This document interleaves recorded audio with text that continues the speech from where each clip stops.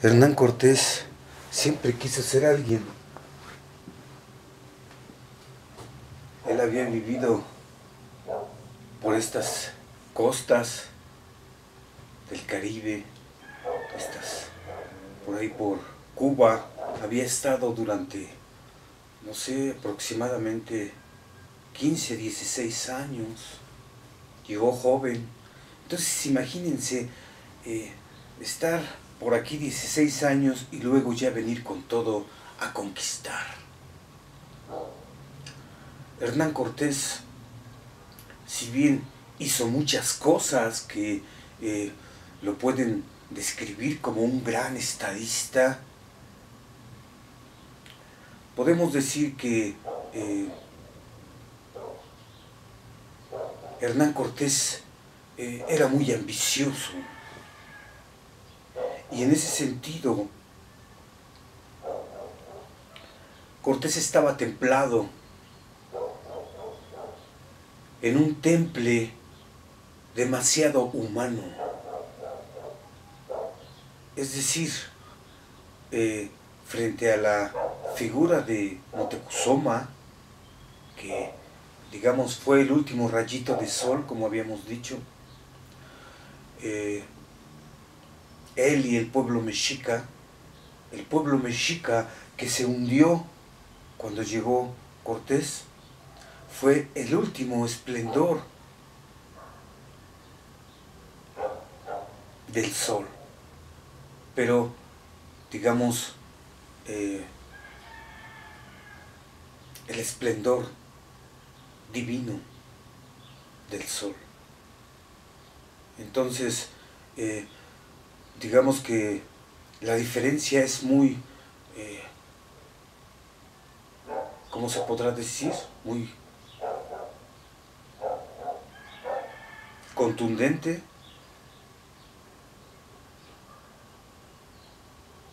Decíamos en un cierto momento que Cortés se le atribuye esa frase de se dice que la dijo, y si no la dijo, pues la pudo haber dicho, porque le queda muy bien, ¿sí?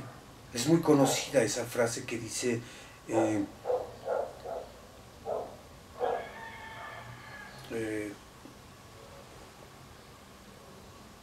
que se la dice a Moctezuma, ¿sí?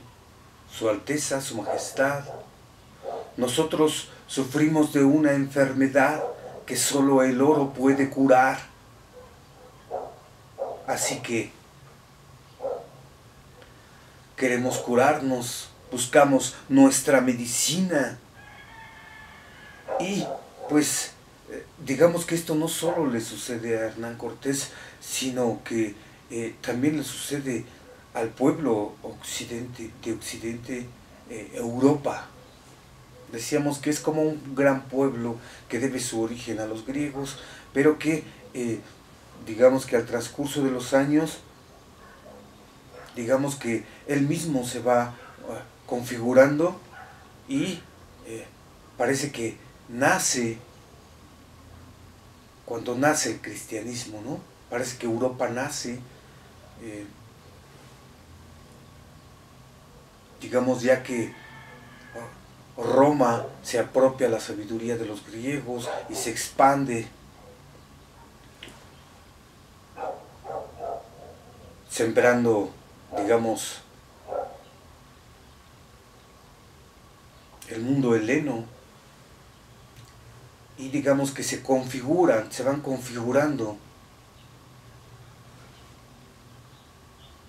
Entonces, decíamos que el cristianismo es un fenómeno nuevo para todos los pueblos originarios del mundo, porque se acaban los pueblos originarios y nace una religión, digamos, demasiado configurada por los seres humanos, con mano negra, por así decir. Un Dios judío que era propio de los judíos, se lo apropian los occidentales, y los judíos ellos mismos lo niegan, porque todavía aún están esperando aquel que estaban esperando. Entonces, digamos que la figura de Cortés tiene un pasado. Sí. Nosotros somos desde el pasado hacia el futuro, de tal manera que nos hallamos en el presente. Y bueno, Hernán Cortés y toda Europa,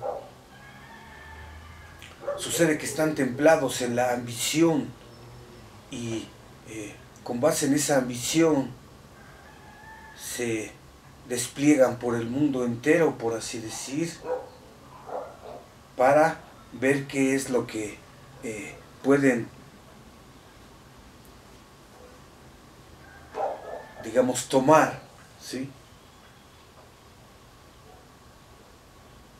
Hernán Cortés estaba templado en el temple de la ambición.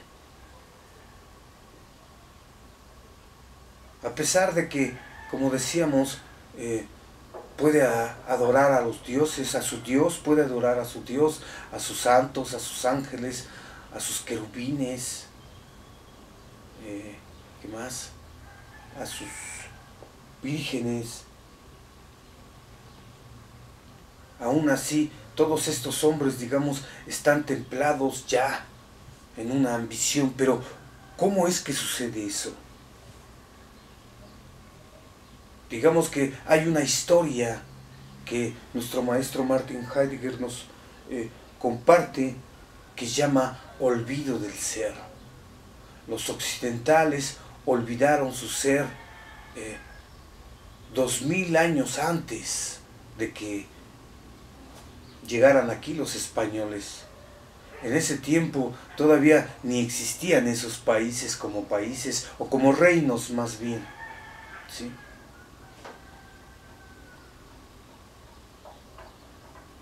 Ya hemos anunciado más o menos cómo ha sido el olvido del ser, el olvido de los oráculos, el olvido de los dioses. Y con ello, el comienzo de lo que Heidegger llama la metafísica, que es con Platón en adelante. De Platón para acá, digamos, se comienza a configurar nuestro mundo.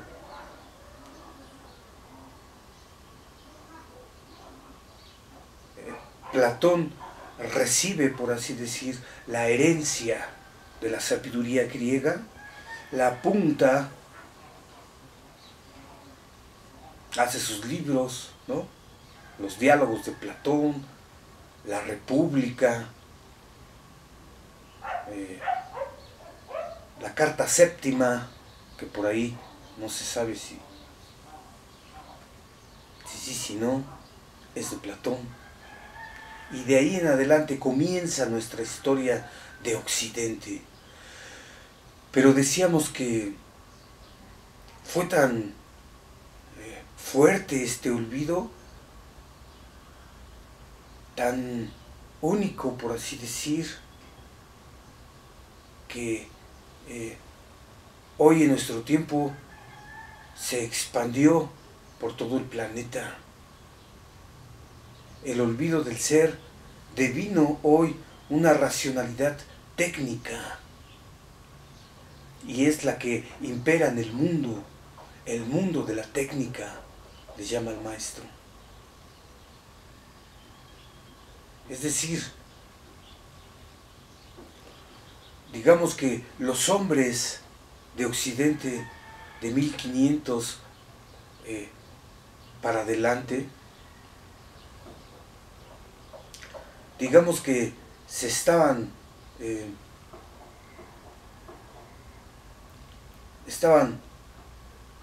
ya configurándose, digamos, una protomodernidad, configurando ya un modo de ser que se estaba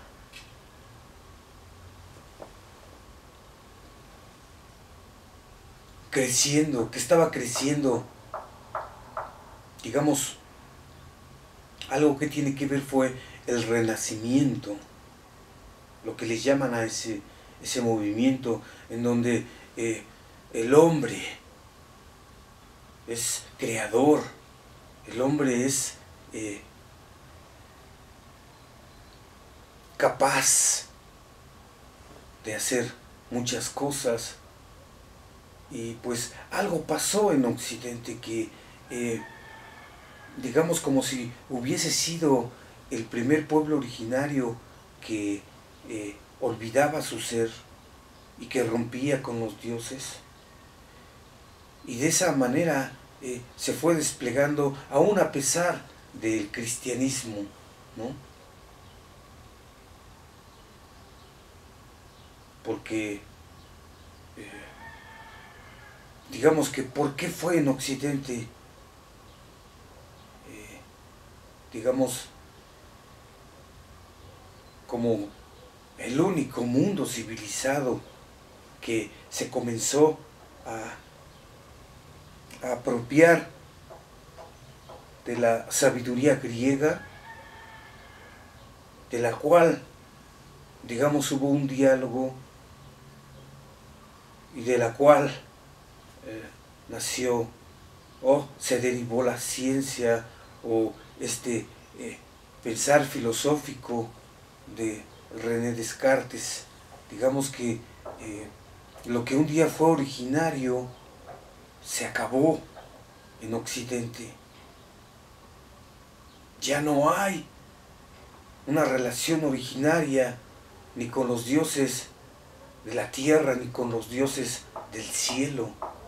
Los occidentales rompieron de raíz por este mundo racional y moderno toda esta relación originaria. Entonces, como no es, digamos, un mundo originario, entonces es un mundo derivado de eso originario. Y entonces, digamos que se vive en el engaño de pensar que ellos son, como dice Martin Heidegger, la corona de la creación. Ellos son como los hombres civilizados, como los hombres del saber, que descubrieron las tierras del Japón y dijeron, ¡ay! ¿Qué seres tan curiosos? Son mejores que los españoles en muchas cosas, son muy dedicados. Eso mismo dijeron aquí en México. Esto del Japón viene escrito aquí por el doctor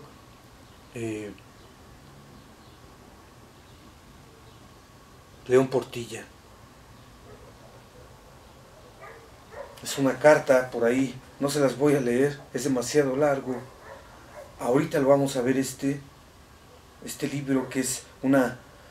Aquí le pone confrontación entre franciscanos, sabios indígenas, México 1524, pero hay otros nombres, como decíamos, coloquios de 1524 o diálogos de 1524, y fue escrito gracias a el fraile Bernardino de Sahagún, con ayuda de 4 indígenas que él mismo preparó,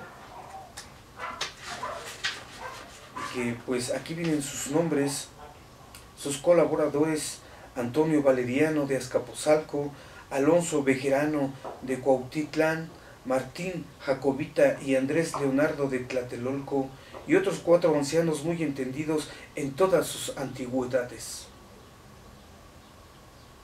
Este libro se salvó porque se quemó tanto, pero ni aún así pudieron deshacerse del mundo antiguo. Y bueno, solo eso nos quedó. Nos quedaron las ruinas, pero nos quedó poesía, mitos, historia, tradiciones, etc. Entonces, como decíamos, ¿qué pasó en Occidente que hizo a los hombres así? ¿qué pasó en Occidente que los volvió locos, por así decir? De tal manera que ellos mismos se comprendieron a sí mismos como, por así decir, los elegidos. Y digamos, en nombre de Jesús de Nazaret, conquistaron todas las tierras y esclavizaron al mundo. Esto no es ningún reproche, ni una queja. De lo que se intenta comprender es lo que Martin Heidegger llama el olvido del ser. Y el olvido del ser, para Martin Heidegger, sucede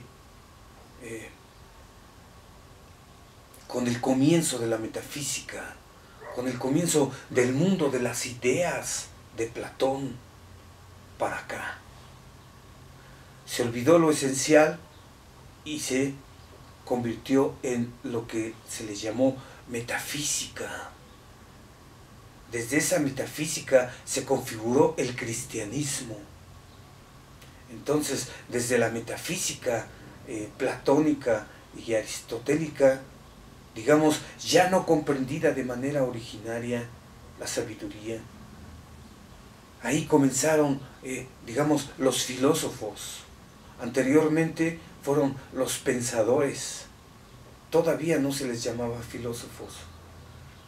Desde que comienza la metafísica del Platón y su mundo de las ideas, de esta naturaleza del alma, y de muchas otras cosas, ¿no? Lo bello, bueno y verdadero. Desde ahí comenzó, digamos, un modo de ser que no es originario. Entonces, desde ello, y con la Biblia cristiana, el Primero y Segundo Testamento, se hizo una combinación extraña frente a todas las religiones del mundo, frente a todos los modos de ser originarios del mundo. Algo pasó ahí. De tal manera que, como si los occidentales hubiesen perdido como cierto encantamiento para dedicarse, como dicen aquí también en la introducción, ¿no? Me parece que en la introducción pone algo así como, parece que los de Brasil, algunos sabios, ya eso sucede como en 1600 y fracción, decían que, ¿por qué se empeñaban a adorar a ese Dios lleno de tristeza?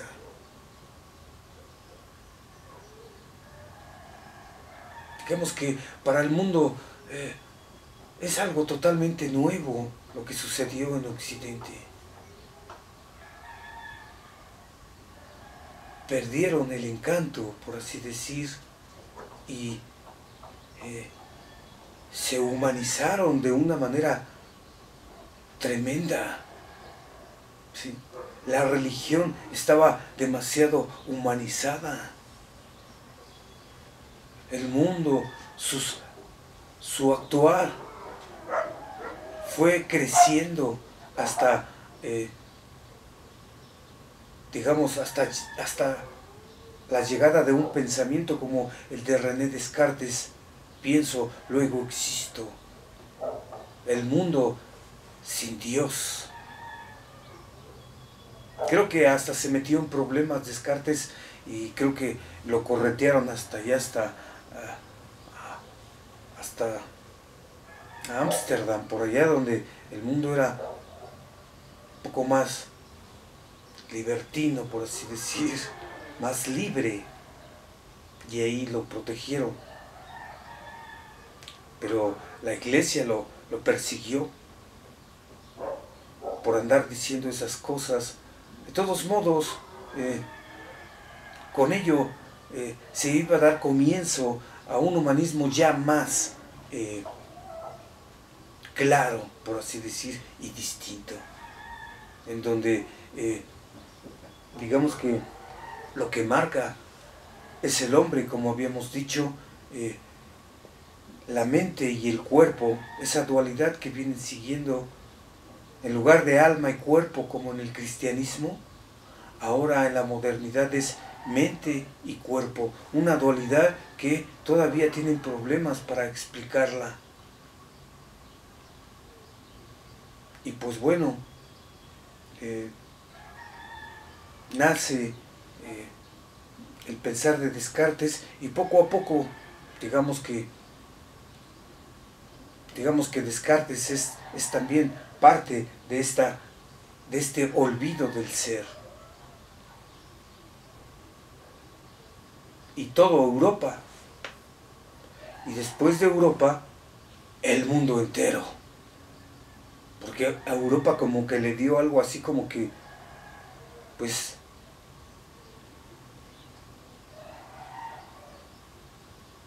ir a todo el mundo, como que ellos descubrieron como la llave del conocimiento, de tal manera que si bien, por ejemplo, grandes civilizaciones como China, como los árabes,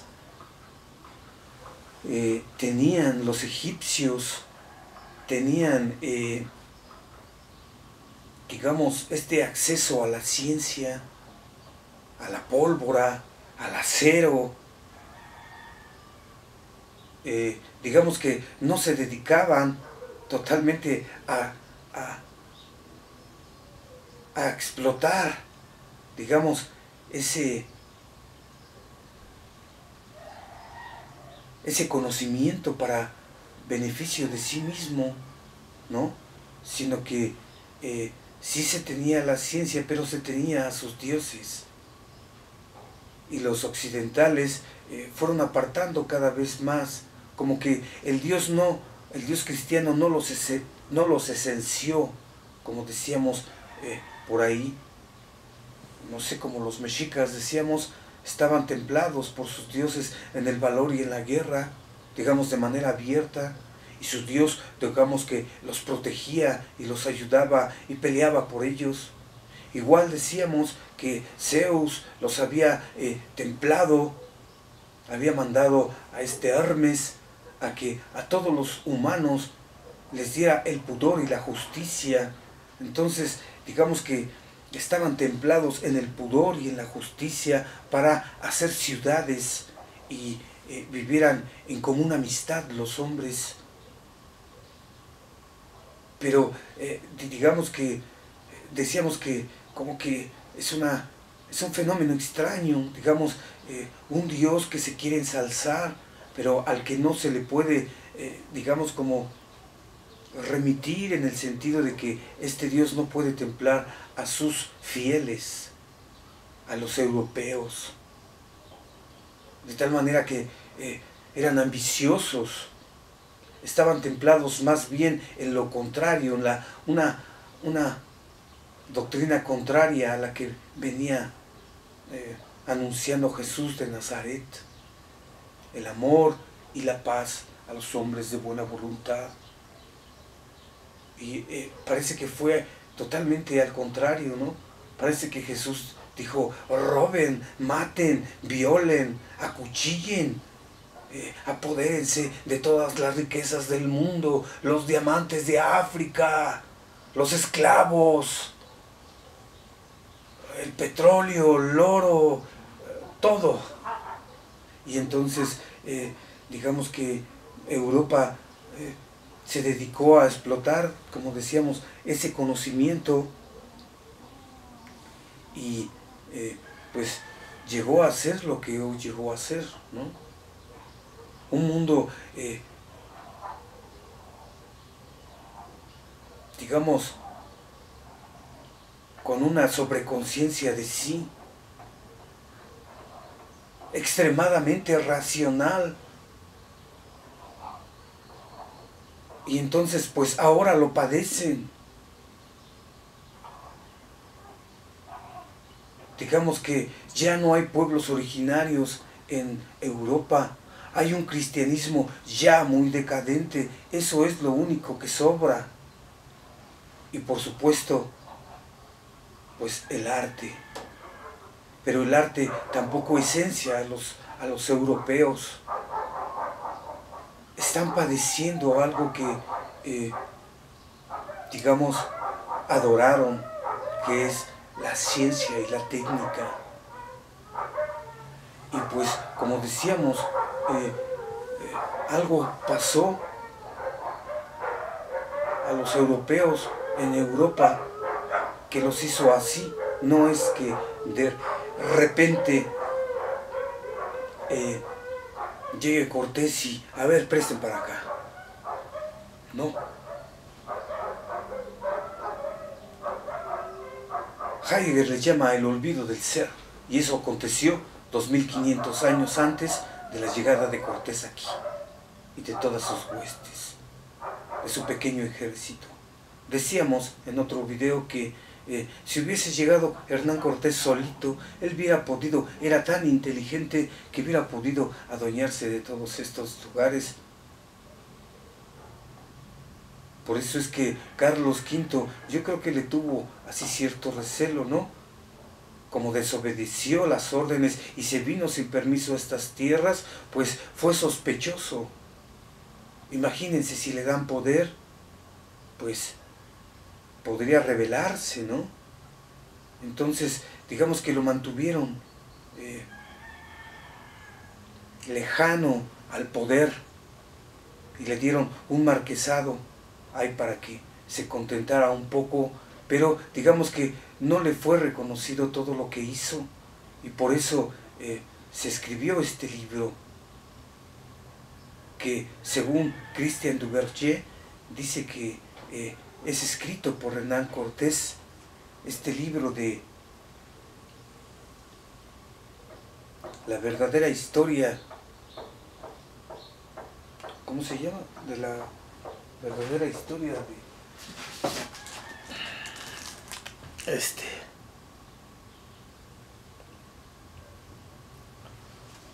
dice Christian Duverger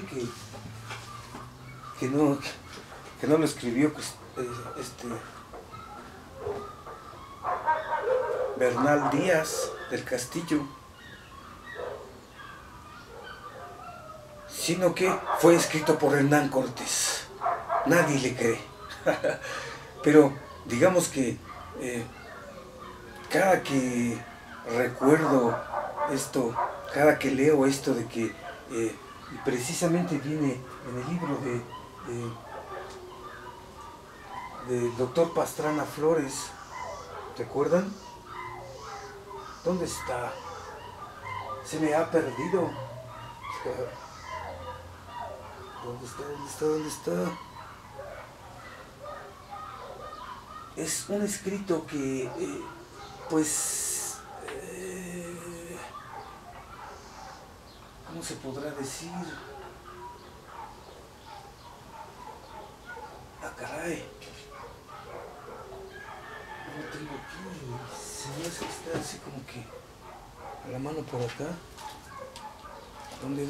Ay, pues está abajo de la cámara. Está ahí abajo de la cámara. Pero bueno, se los voy a contar más que leer. Narra ahí Hernán Cortés, Bernal Díaz del Castillo, perdón, de que a Moctezuma, como convivieron con él ahí en el palacio, decían algo así como que mucho lo amaban, mucho lo querían, que era muy bueno. Cada que leo esas palabras, estoy de acuerdo con Christian Duverger, de que fue Hernán Cortés el que escribió ese libro. Sí. Cortés ya había escrito, bueno, dictado su propia biografía, ¿recuerdan? A Gómara. Él ya lo había dictado, entonces pues ya se sabía y había tenido tiempo para recordar todas estas cosas.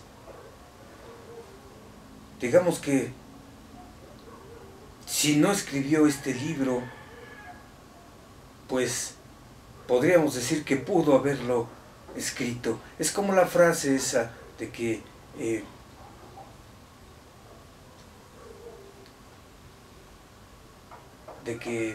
estaban enfermos de oro, estaban enfermos y que solo el oro podía curar esa enfermedad. Si no la dijo, la pudo haber dicho. Igual sucede con este libro. Pero este libro no es una escritura originaria, no es poesía. Podríamos decir que es un literato porque escribió, como dicen, sus cartas de relación. Pero digamos que el mundo occidental dejó de ser un mundo originario y después se expandió por todo el planeta, expandió su Dios único y universal, que después murió, como vimos en el video anterior, ¿sí? Un loco en Alemania anunció la muerte del Dios cristiano y de todos los dioses. Entonces, digamos que el mundo se está tecnificando de manera descomunal, por así decir, de tal manera que ya no se puede pensar. Si pensar es pensar el ser, ya no se puede pensar.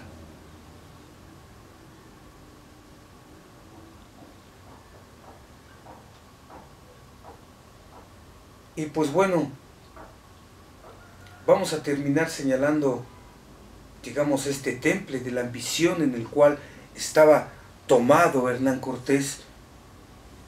Y digamos, Hernán Cortés es como el representante de todos los hombres europeos, ¿no?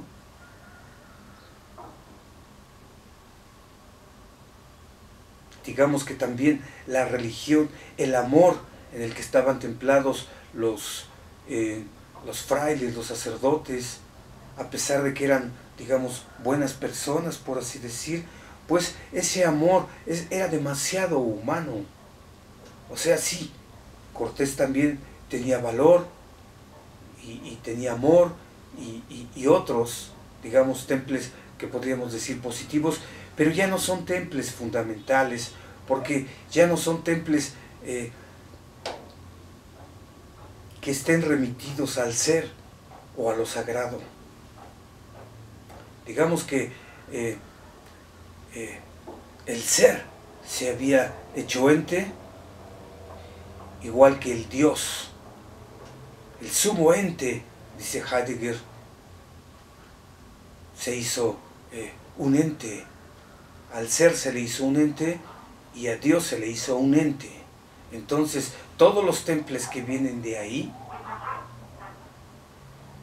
son templos ordinarios, son templos demasiado humanos. Por eso es que, digamos que ya era un destino que fuera así. Hernán Cortés, hay una parte en donde se ve que es un estadista extraordinario, porque hizo cosas extraordinarias, ¿no? Se vino y se agarró los barcos, vámonos, que nos van a impedir hacer este viaje, y yo quiero ser alguien en este mundo, ¿sí?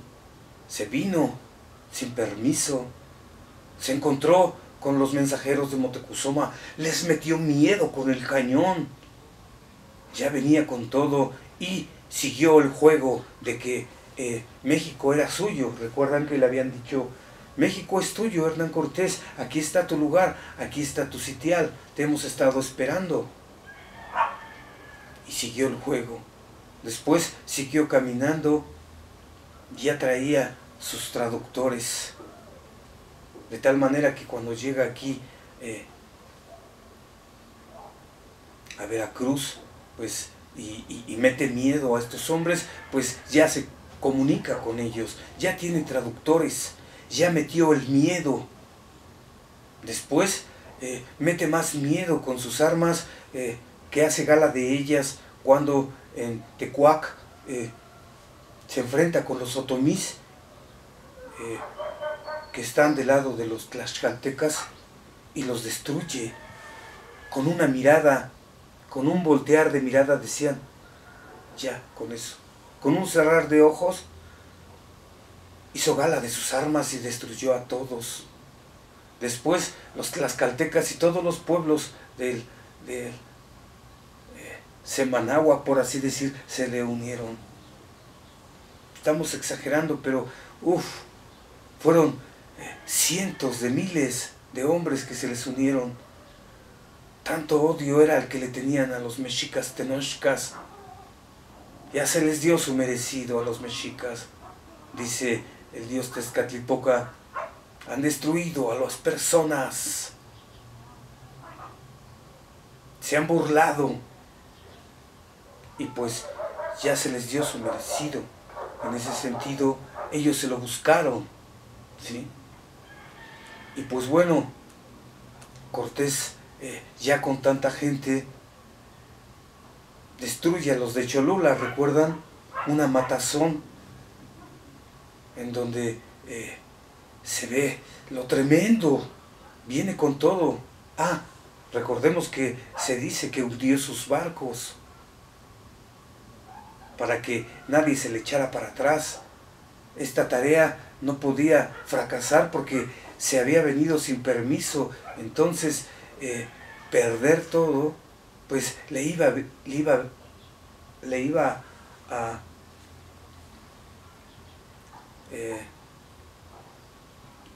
iba a pasar algo, digamos, se le iba a ver demasiado mal, ¿no? Imagínense, se viene sin permiso y luego pierde, pues no. Así es que dice, vengo con todo. Y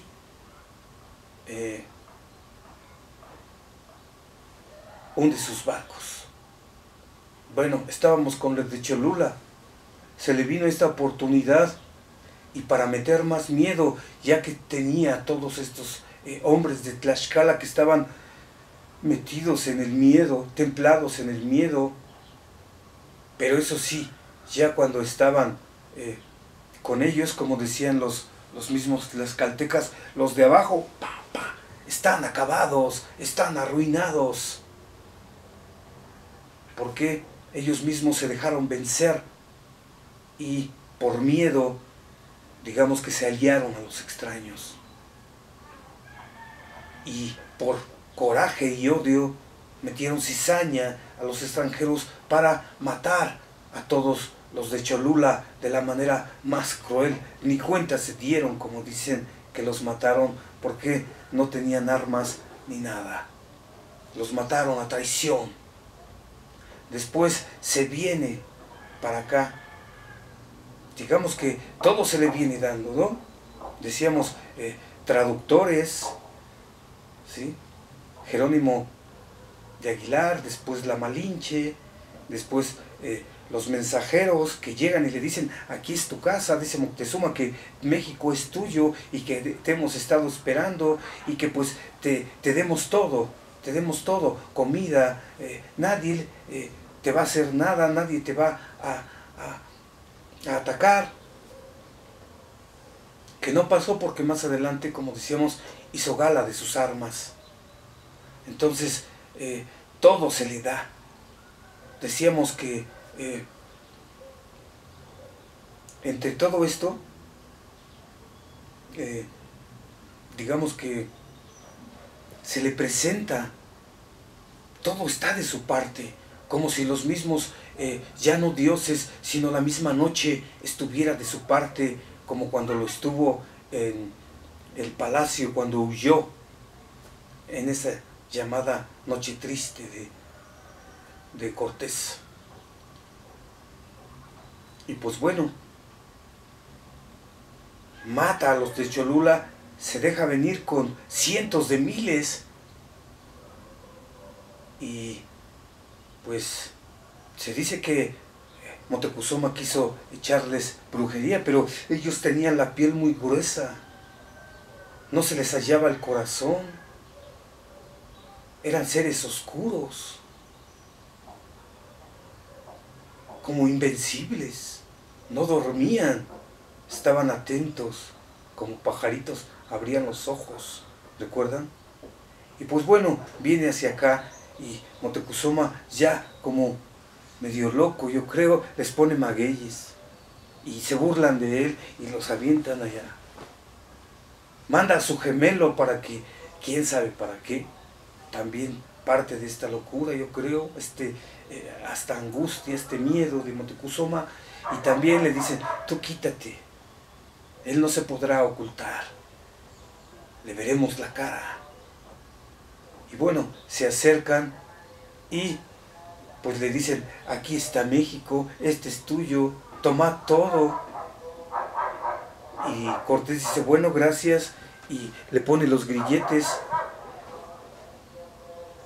Vienen más españoles a querer capturar a Hernán Cortés por haber desobedecido las órdenes, ya no de ahí de Velázquez, sino de el mismo Carlos V, porque ellos son representantes de Carlos V.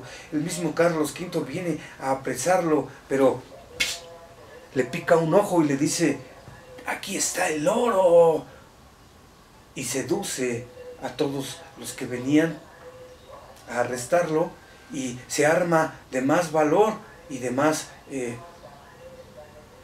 ejército, un pequeño ejército más, por así decir. Y cuando llega aquí a Tenochtitlan, ya habían hecho la matanza del Templo Mayor. Alguien que se les llamó Tonatiuh, por su cabello rubio, llamado Pedro de Alvarado, que según dicen, un caballo lo aplastó. Y pues, digamos, eso sucedió mucho después, ¿no?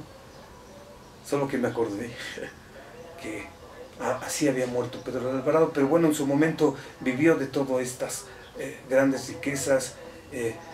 También aprovechó el momento para matarlos. Le dijeron a Moctezuma, vamos a armarnos, porque si no nos van a matar como los de Cholula. ¿Qué estamos en guerra o qué? Dice Moctezuma que había confianza. Pero Moctezuma, como decíamos, él solo dejó ser, él solo se dejó morir, nunca declaró la guerra. Y pues bueno,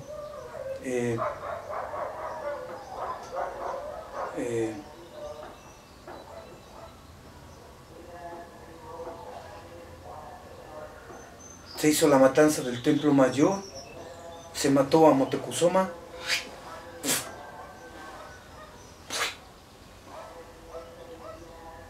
Después se puso a Cuitláhuac, y como decíamos, todo estaba de parte de Cortés, hasta la vihuela. Y mató a mucha gente, no solo a Cuitláhuac. Después, Cuauhtémoc se resiste. Y sucede algo que, como decíamos, pues las tradiciones no sabíamos, eran las costumbres de aquí, pero no se atacaba de noche. Entonces,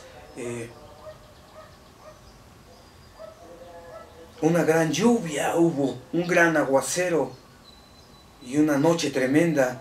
Y ahí Hernán Cortés, regresando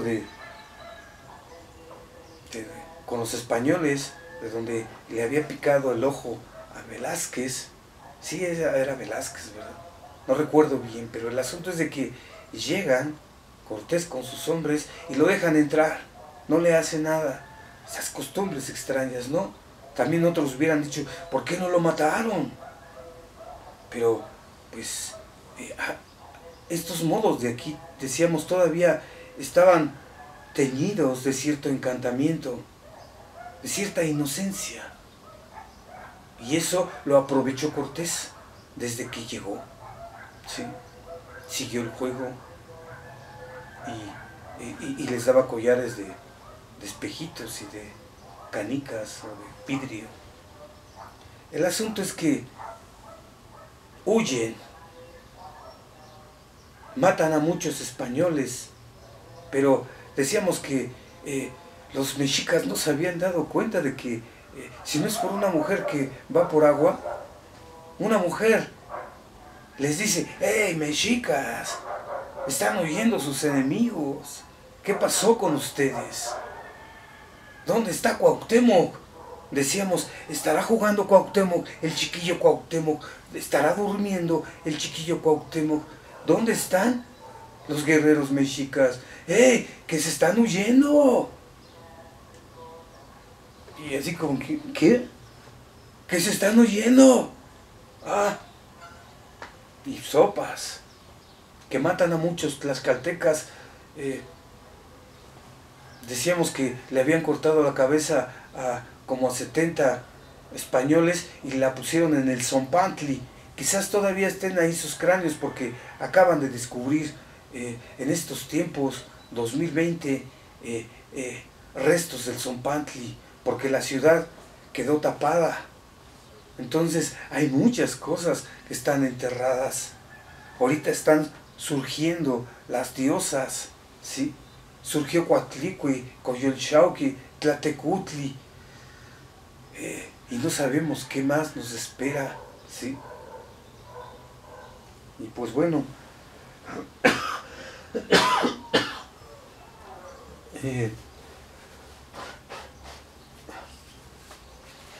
pues bueno, esta mujer que casualmente fue por agua,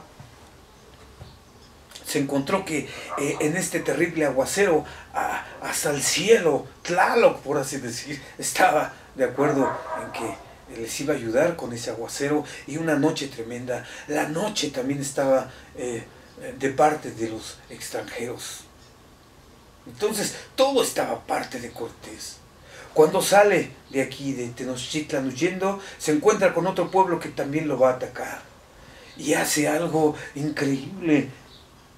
Cortés se sube a su caballo, ve al jefe, y ya todos los españoles, digamos, después de haber sido atacados por Cuauhtémoc y sus hombres, ya cansados y ya con hambre, no sé, ya así como que no lo podían creer. Se les presenta un ejército para matarlos, y Cortés, digamos, con estos hombres,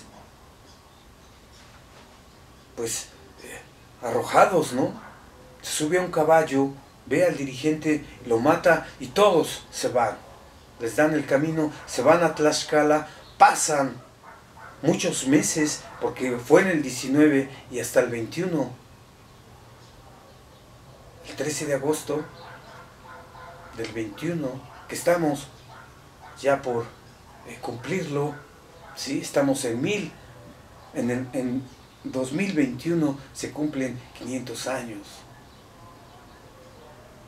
Entonces pasa, ¿no?, un rato en el que en el 19 llegan, están muchos meses ahí, hacen la matazón, están dentro del palacio varios meses conviviendo con Tenochtitlan y están asediados por Cuauhtémoc y sus hombres.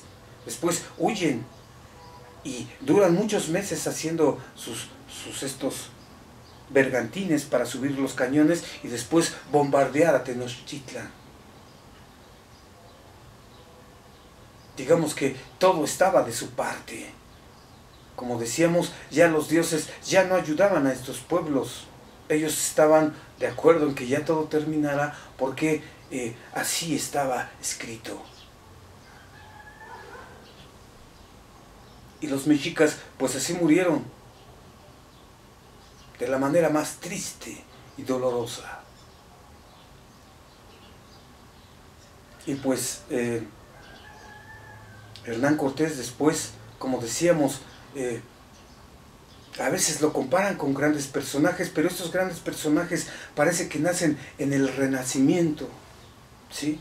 Se les da así como que, oh, Alejandro Magno, oh, no sé, César, Napoleón, o no sé, así, bueno, todavía no estaba Napoleón, ¿verdad? Pero digamos que esta imagen del gran hombre, y pues ese gran hombre, decíamos que ya se le va dando importancia, y pues así se le da a Hernán Cortés, pero se le quiere comparar con grandes hombres. Y pues decíamos, digamos, esta ansia del oro este temple de la ambición en el que estaba tomado este hombre, pues lo hace vulgar. Y otro evento que es desgraciado para él es haberle quemado los pies a un príncipe llamado Cuauhtémoc. Cuauhtémoc le quemó los pies para torturarlo, para que confesara dónde estaba el oro que habían perdido allí cuando huyeron de Tenochtitlan, como si a Cuauhtémoc le interesara el oro. Digamos que aquí sí importaba, pero no a esas a esos, ¿cómo se les llama? A ese extremo, por así decir. Y pues bueno, esto hace de Hernán Cortés un hombre no solo vulgar, sino cruel, ¿no? ¿Ustedes creen que grandes hombres le pueden torturar a un príncipe y quemarle los pies a los príncipes para decirles ¿dónde está el oro? Como si les interesara el oro aquí. Aquí, digamos que se vivía cierto encantamiento. Había un encantamiento. No veían al oro como lo veían los europeos, sino lo veían como veían las plumas de Quetzal. El oro lo veían como la turquesa, como el jade. Es, digamos, decíamos, pérdida de encantamiento de los europeos. Y pues no pueden ser un pueblo originario los europeos. Y pues bueno, aquí terminamos este pequeño video sobre, digamos, el olvido del ser en Occidente, en Europa. Y pues bueno, este temple de la ambición, ¿sí? Decíamos que un ambicioso vino y conquistó a un soberbio que era Moctezuma, pero Moctezuma, decíamos, se entregó. Sí, mató al soberbio, pero digamos que el Moctezuma originario, ya lo vimos en otros videos, se dejó morir y se hundió con el sol, con la divinidad solar, con su dios Huitzilopochtli. Moctezuma no era solo Moctezuma, el loco, soberbio, sino que también era el pueblo mexica. El pueblo mexica también era el dios Huitzilopochtli. Y entonces Moctezuma fue el último esplendor de la divinidad, el último rayito de sol divino. Y pues bueno, enseguida les vamos a hablar de este libro de Nuestros dioses han muerto, dice León Portilla.